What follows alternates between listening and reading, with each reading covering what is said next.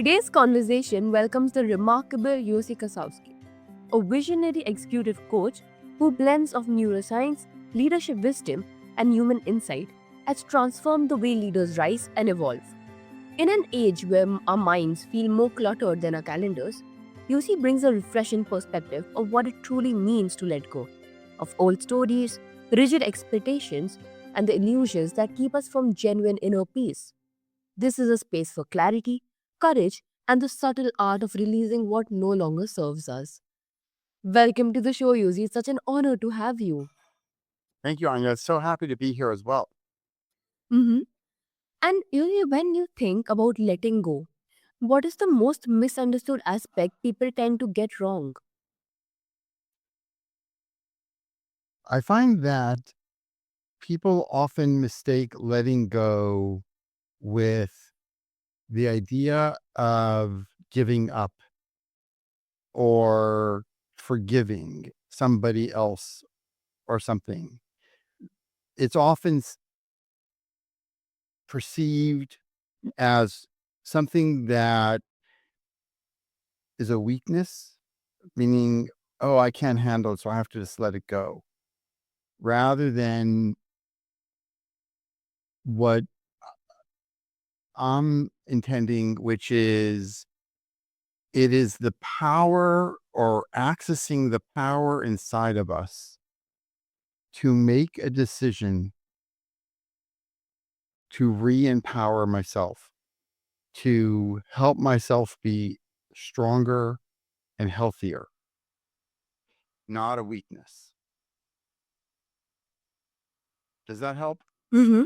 Yes, absolutely. And have you witnessed a moment where someone's shift in understanding changed everything for them? Many times, thankfully, many times.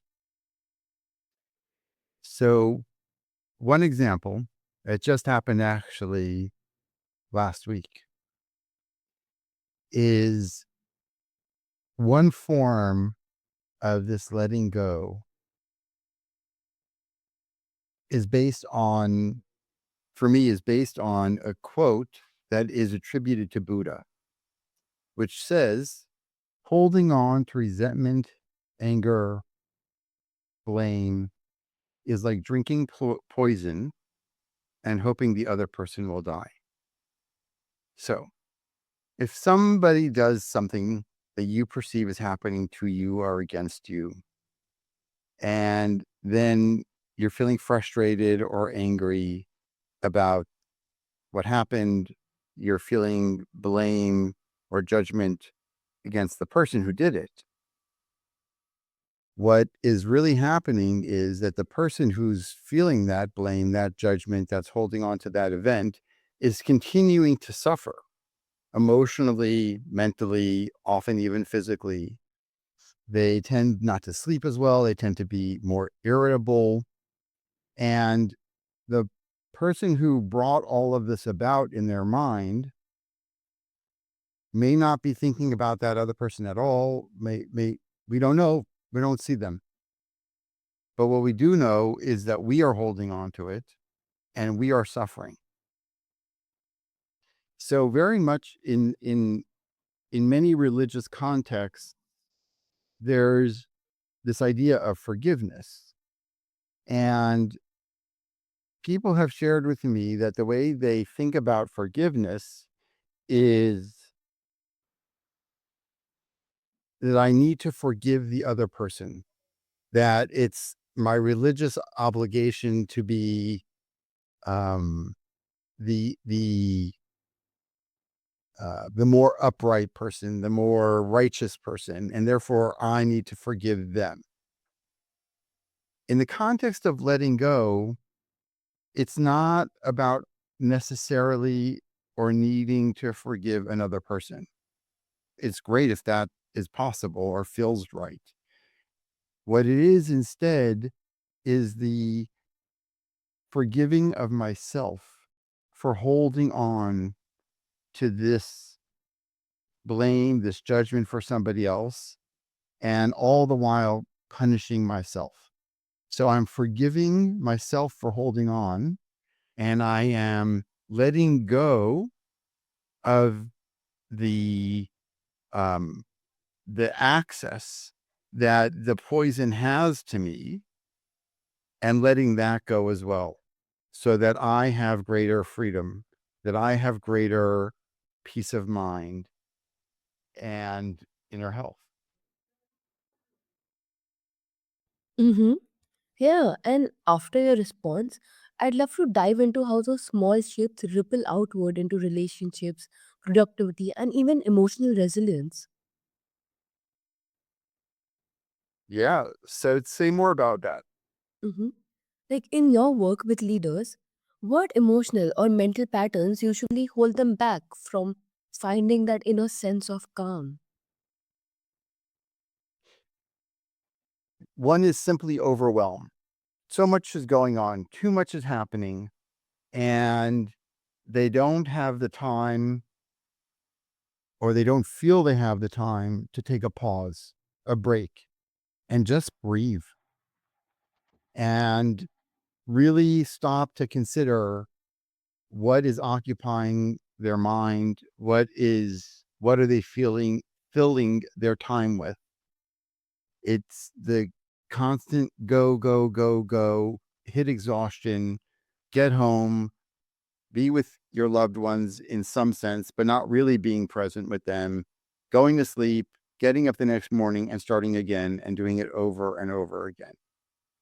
That I find is the main reason why people, even people who know and have practiced forms of mindfulness and well being, can get caught up in overload.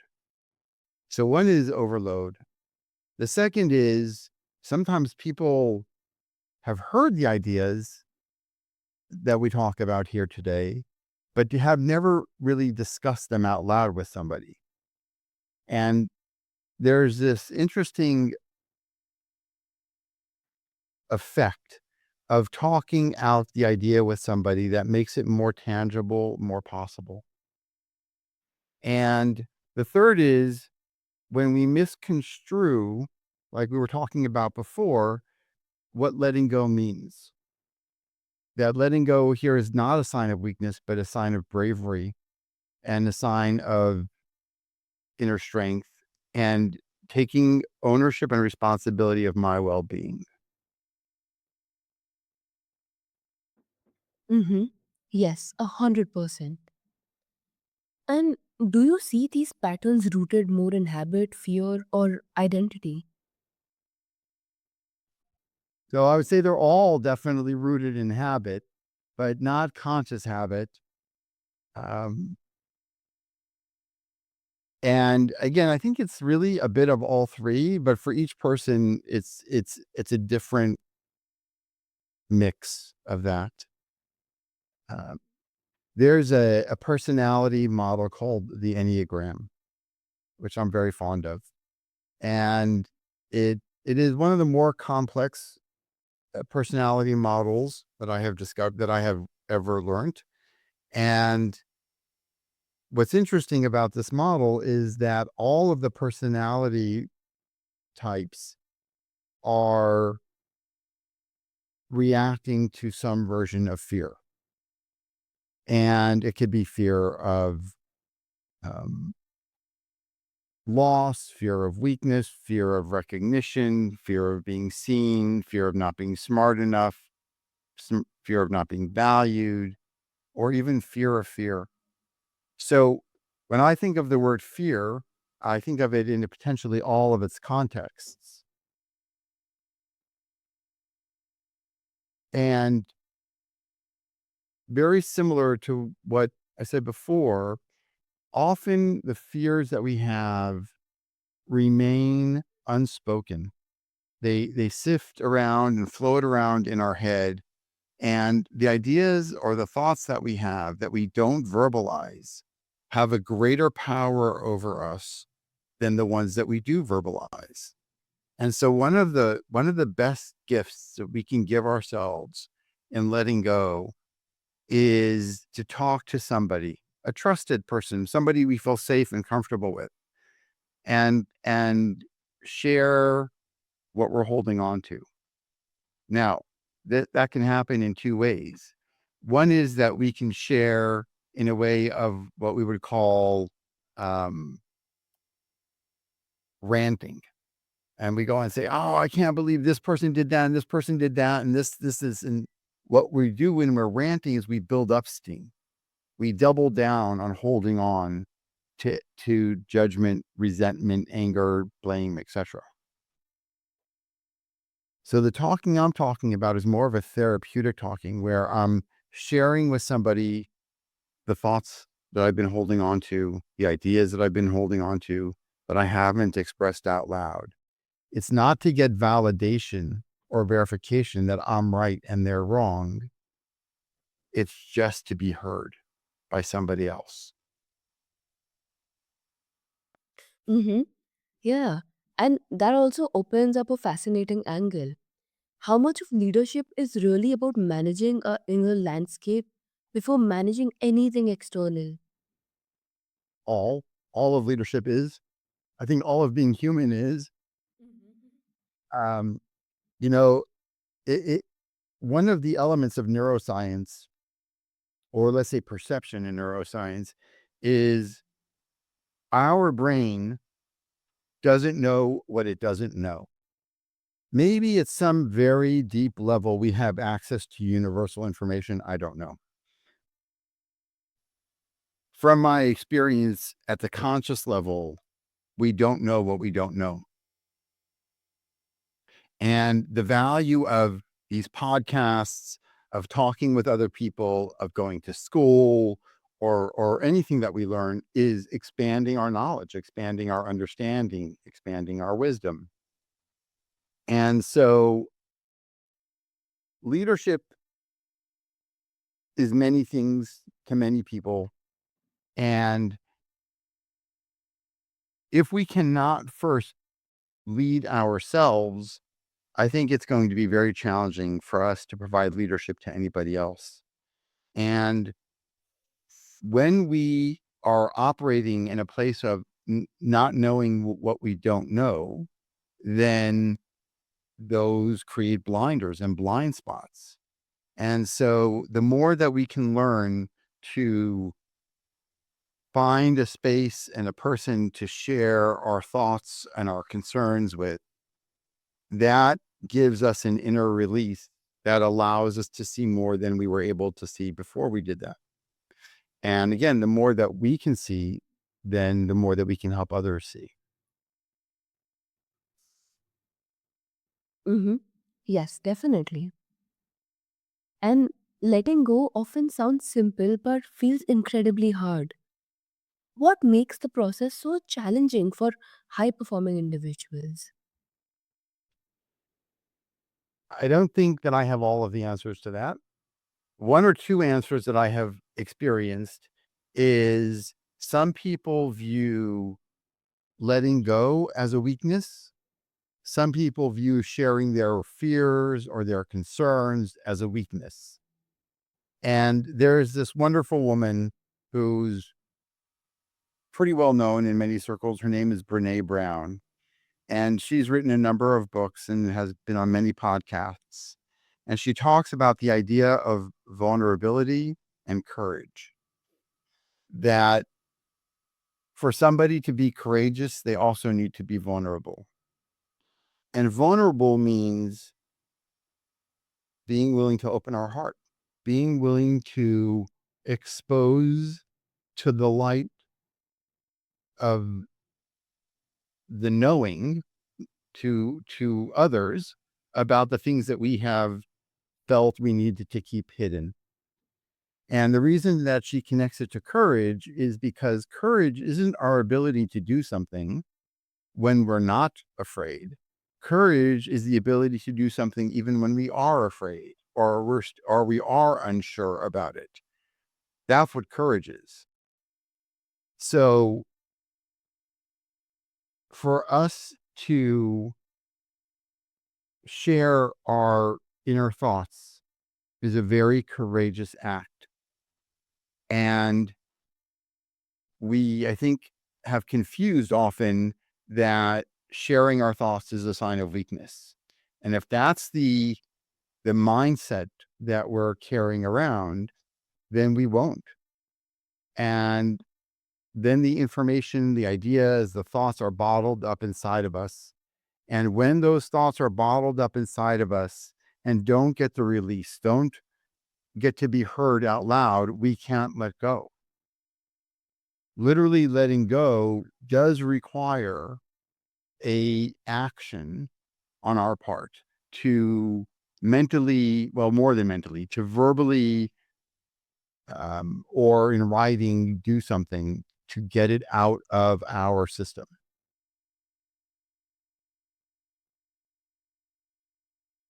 Mm-hmm. Yes, I absolutely agree. And also, is there a moment where resistance itself becomes the teacher? I think that everything is the teacher. Everything that we learn about what we have done and what we can learn from our past behaviors, our past responses is always something that we can learn from. Sometimes we can learn better what works, and sometimes we can learn better what doesn't work. So if I find that my reaction to people is sarcasm, with some people who are also sarcastic, that might work. With people that are not sarcastic, it probably won't work. And the only way I'll know is if I've made that or taken that step and done something and then watched others' reactions, I can learn from that. And so if I can get to the point of recognizing that I'm resisting, recognizing that I have these fears, that in and of itself is a learning point. If I don't recognize that I've got these fears or these blocks, then there's really not a lot that I can do about it because I don't even know what it is I'm trying to do something with. So, as they say with addictions, the first step of healing from an addiction is admitting you have the addiction. Now that you have named it, then you have something to work towards. And it's the same thing with our fears.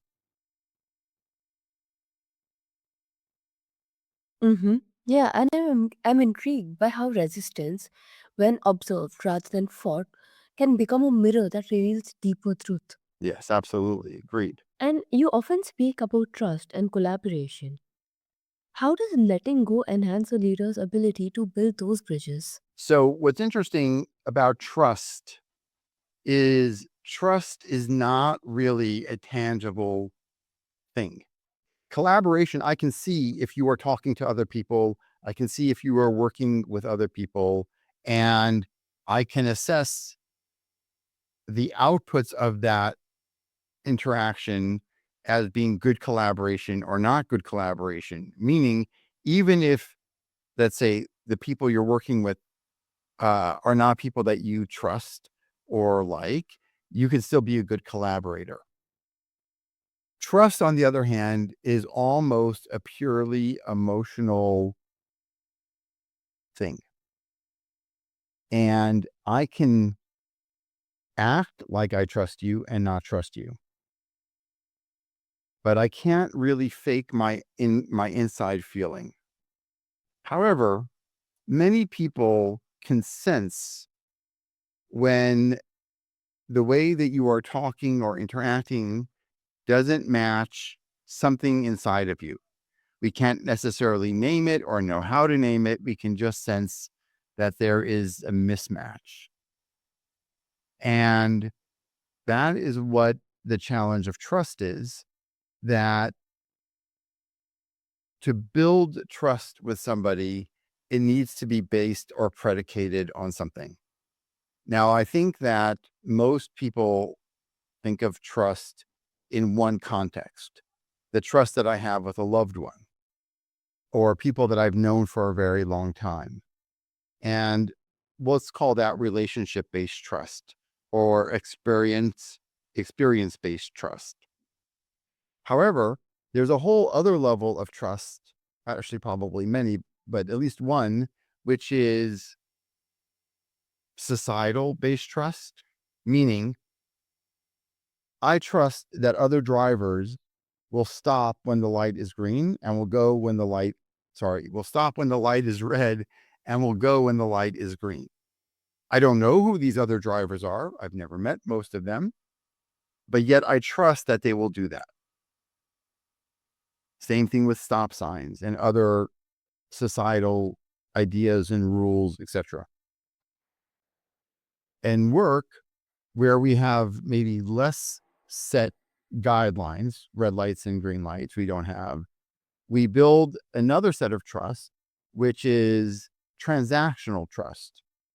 I trust that you'll get your job done, and you trust that I'll get my job done, even though we don't have necessarily that deeper level of trust. So part of the challenge with trust is if we only view trust in one context, which is relationship-based trust or historical trust, and that's what we're looking to build in our environment, we could be waiting quite a long time to get that. But if we recognize that there's various forms of trust, some of those are much easier to obtain and attain quicker. Again, it's still a feeling based on often a mental construct or a mental idea behind it. And if I really want to collaborate well, it does help to have at least transactional trust established, where again, it's not that I know you so well and therefore I trust you. It's that I trust that we are both here to get our jobs done and that we will both put forth the effort to get the job done. Can you recall a situation where surrendering control actually created more impact? So when you say control, do you mean like directing people to do what they need to do, telling people what they do versus let's say collaborating or delegating or teamwork? Mm-hmm. Yeah. I think like telling people what they need to do and So for many people whose main or best way of learning is hands-on experience, doing the thing. It is one thing to just go ahead and do what I'm told to do without understanding why I'm doing it or um, what I'm doing it for, or even what the impact of doing it will have. And there are some jobs where, or sometimes in any job, where just getting an action done is all we need to do because we're under extreme time constraints or something. However, if I really want to help people learn not only what to do, but how to do it differently, how to bring their own um, strengths to what they do. If I want people to grow and develop, then control usually is a blocker to that because it keeps the focus small, it keeps the learning limited, and it keeps the growth limited as well. And often leaders will revert to a control approach when they don't have trust in others. Sometimes that's really an indication that they don't have a lot of trust in themselves. And when they haven't given themselves the opportunity to understand people better, or if they themselves feel not trusted by their leadership and therefore are operating on fear. And so if a leader recognizes that they are in control mode, the first opportunity that's there is to ask ourselves, why am I operating in control mode? What is driving that response or that feeling inside of me? So then once I have that information, I can then make a decision of what I want to do. And ultimately, if we really want our people to grow and develop, if we want to expand our roles and be able to get involved in more work, then delegation, trust, collaboration are required. And it is not uncommon that when taking the first step into letting go of control, that we will feel uncomfortable, maybe even some fear. What if it goes wrong? And that too is an opportunity for our growth. Mm-hmm. Yes, that's amazing. As we wrap up, let today's conversation be an invitation to unclench, to breathe, and to trust that peace emerges not from holding on, but from releasing what weighs the spirit down. Every step towards letting go is a step towards becoming more grounded, more authentic, and more powerful in the world. If this sparked something in you, take one small action today to simplify, to surrender, or to soften. Your inner light is waiting.